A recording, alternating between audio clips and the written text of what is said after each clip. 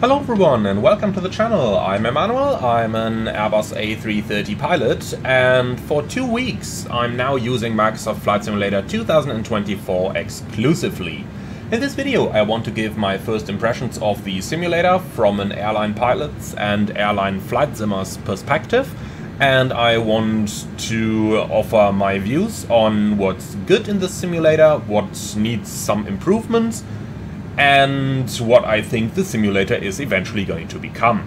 But let's start with a couple of basics. So, a lot of people are currently rather unhappy with Flight Simulator 2024 because, number one, the release just went completely horrible, and even though people purchased the game, they were not able to use it for quite a while, which of course is something that really shouldn't happen.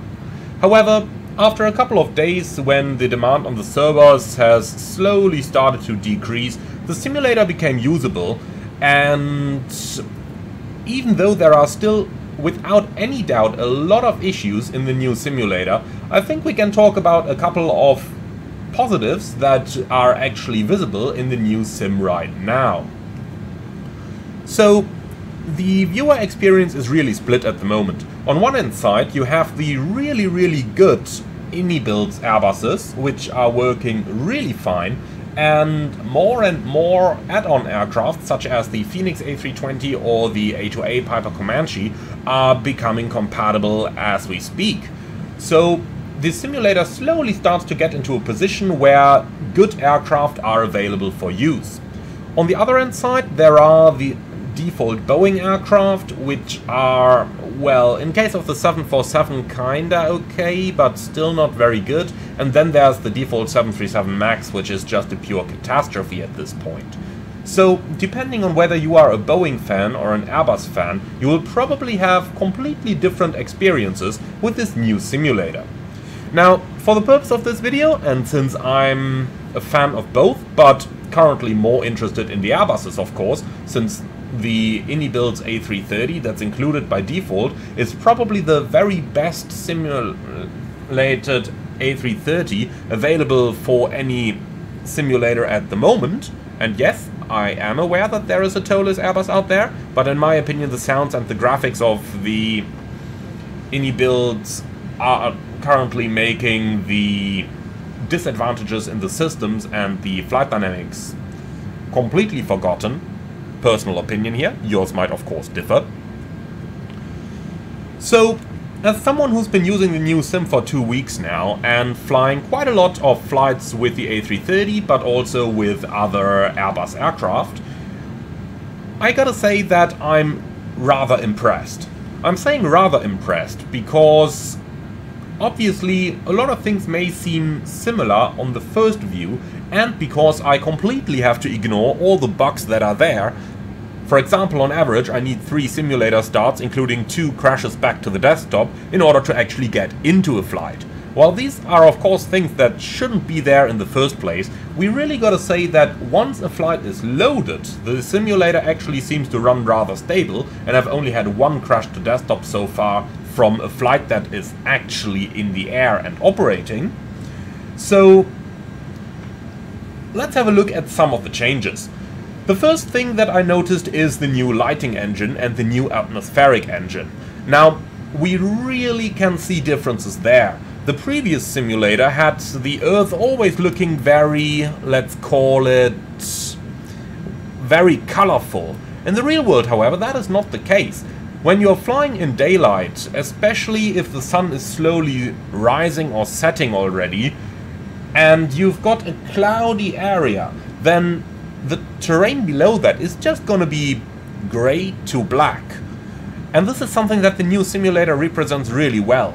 Overall, the terrain is by far not as colorful, which has to be considered as a feature and not a bug. I sometimes wish that the terrain would be that colorful in the real world, but unfortunately it often isn't.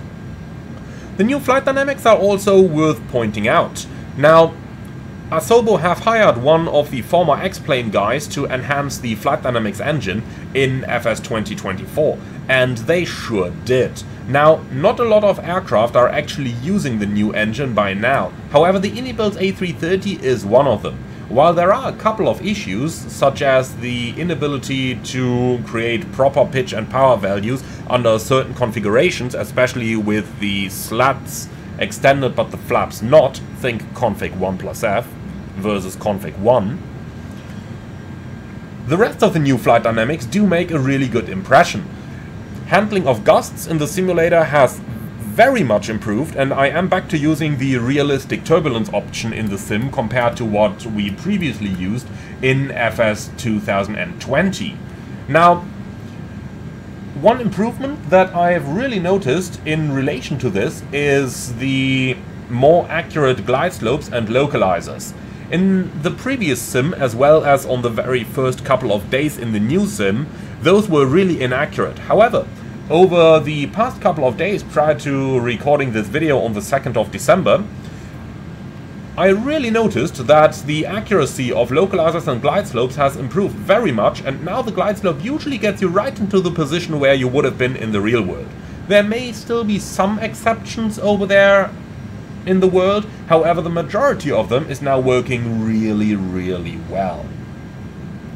Last but not least, I find it rather hard to comment on the actual flight dynamics of the aircraft at the moment, because Airbus is just so incredibly good at actually masking the real aerodynamics, so that's probably going to be for someone who's using other aircraft that do support the new native flight model. Be aware that the majority even of default aircraft, but most certainly of add-on aircraft, currently is still using the legacy model, so you won't see many differences.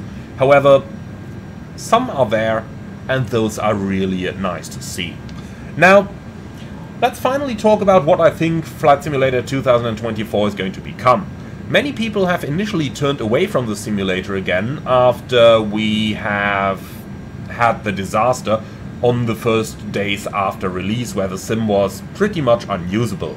Many more flight simmers currently see the catastrophe that is many of the default aircraft, and therefore prefer to stick to Flight Simulator 2020 because of all the add-ons you can run. Now, from my personal perspective, as I've been using FS 2024 exclusively for the past 2 weeks, I've got to say that I really think the new simulator is actually going to become a success.